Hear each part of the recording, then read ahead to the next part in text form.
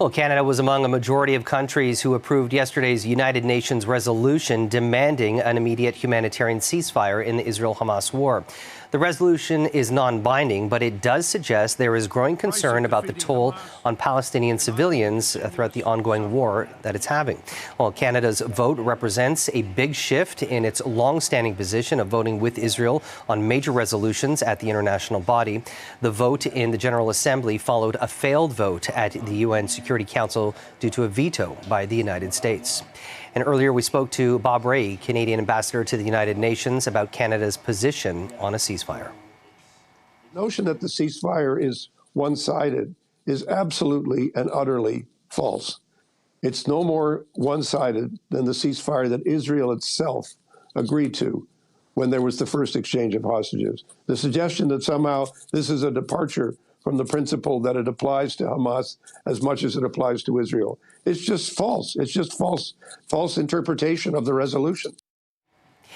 Jamie Kersner-Roberts with the Center for Israel and Jewish Affairs joins CP24 with more on Canada's position at the UN. It's really especially disappointing in this holiday moment and in this moment of vulnerability and fear in the community, that the government will be sending this message that that we should make peace with such people that promise and have showed themselves very much willing to commit horrendous atrocities against Jewish people. Uthman Quick with the National Council of Canadian Muslims also reacted to Canada's decision. All we can hope for is that our government will continue to place pressure and to speak clearly in condemnation of the likely war crimes that we are seeing every single day in Gaza, and place as much importance and pressure on the need for a ceasefire, and a ceasefire today.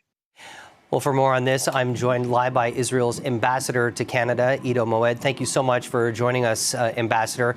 I want to get your reaction to yesterday's vote, and what message did that send by Canada voting yes to this humanitarian ceasefire resolution? What message did it send to you, your government, and what did the Prime Minister Netanyahu have to say about this? So the vote yesterday in the United Nations basically made no difference on the ground, and this is what we are really concerned about. Does it matter for Israelis? Does it matter for Palestinian lives? It doesn't matter at all, because we are dealing with a terrorist organization, a genocidal terrorist organization called Hamas, that spares no lives, that has vowed to sacrifice Palestinians and to kill Israelis wherever it can at any point in time. So it's futile to speak about a ceasefire, because Hamas is not even a side to anything. They are just monsters who are there to kill. And so if we cease, they will continue to fire. They have said that, and they repeated that, and they said that they'll do it again and again and again. So it makes no sense to cease fire.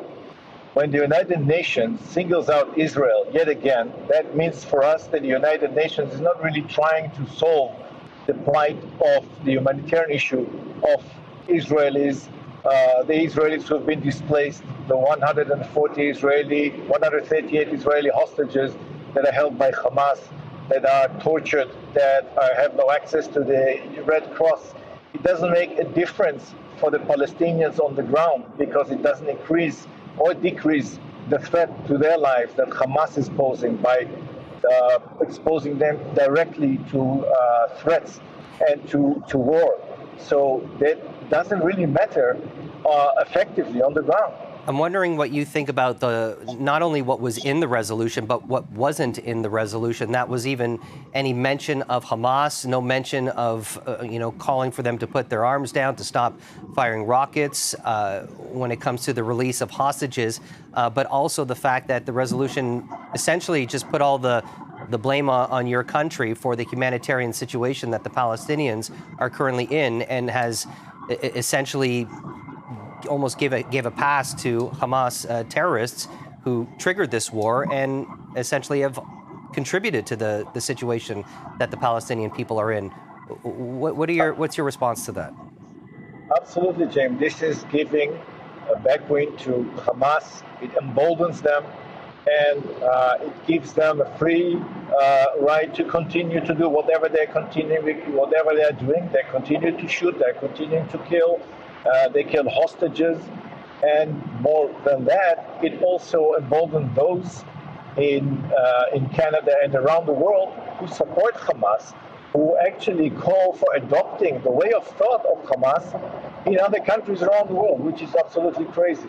And I think that we have to understand that when we are talking about Hamas, the Hamas has found out, is the one that formulated the phrase "from the river to the sea," supporting these horrendous crimes, the rape, the sexual mutilation, whatever Hamas has been doing is absolutely beyond our belief. And I think that countries around the world have to understand that we have to fight this terrorist organization and not give them a free card to do whatever they want to do. Ambassador, I'm sure you would agree that there is a very severe humanitarian crisis that is impacting over 1 million Palestinians, and they are in need of a dire need of food, of water, medical supplies, fuel, and so much of this resolution is focused on that humanitarian efforts. And I'm curious, though, what efforts are there on the UN to make sure that the aid is delivered to the people that need it most, and also prevents Hamas, which has been well documented, that they've not only hijacked some of these 18-wheelers with them riding on the top of these trucks, but they've actually shot at many Palestinian civilians and have essentially taken a lot of this aid that was directed for them. How does the UN guarantee safe passage of this humanitarian aid to the Palestinian people who need it most? So I'm not sure how the UN can guarantee that, because Hamas controls the Gaza Strip. All I can say that Israel is doing from its side whatever it can to facilitate the influx of humanitarian aid, of fuel, water, to provide whatever is necessary to make the lives of Palestinians easier, to provide for food, medication, and all of that. But as you mentioned, Hamas is controlling the Gaza Strip, and it's very hard for anyone to verify what is happening with all this humanitarian aid. We indeed see pictures of them hijacking it, and so we are not sure that they get to their intended destination. We see also that sometimes UNRWA storage is ransacked by people because for some reason the distribution is wrong. But for Israel, we want to make sure that we act according to international law and facilitate the flow of humanitarian assistance as much as possible. At the same time, we call on the international community to take care and to support our call to the Red Cross, to the United Nations, to the UN Women Organization, to UNICEF, all of those also to focus their efforts also to alleviate the plight of the hostages, to release them. We know that they are tortured. We know that they are sexually harassed. We heard that from those who return. We want to know if they are dead or alive. We know nothing about them. And so we have to understand that when there is a balance, it is about this, is taking care of lives on both sides. And lastly, Ambassador, I have to wrap this up, but is there any potential chance for a ceasefire at a time when the hostages are still being held and there's rockets being shot at your country? So, as we know, Hamas is not intending to cease their fire. So, therefore, a ceasefire is on the table. Hamas has vowed to continue, and Hamas doesn't adhere to anything, any call from the international community. As long as Hamas exists, there is no possibility for ceasefire. Unfortunately, as it may sound, that is the case. We have to realize that. We have to accept that. We have to fight Hamas. Israel is determined to win this war against Hamas, because otherwise they will continue to kill and attack Israelis as much as they can. And sorry, lastly, Ambassador, while this resolution was legally non-binding, I'm wondering if you are more concerned that this is going to embolden Israel's enemies and isolate your country politically, especially down at the United Nations. We have to remember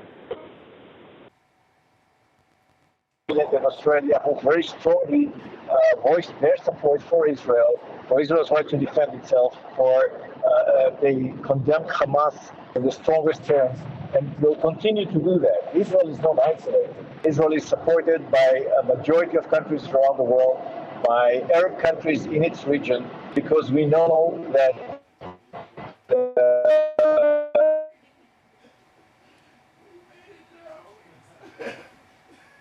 We seem to have lost the ambassador's signal. We appreciate Israel's ambassador to Canada, Iddo Moed, for speaking with us.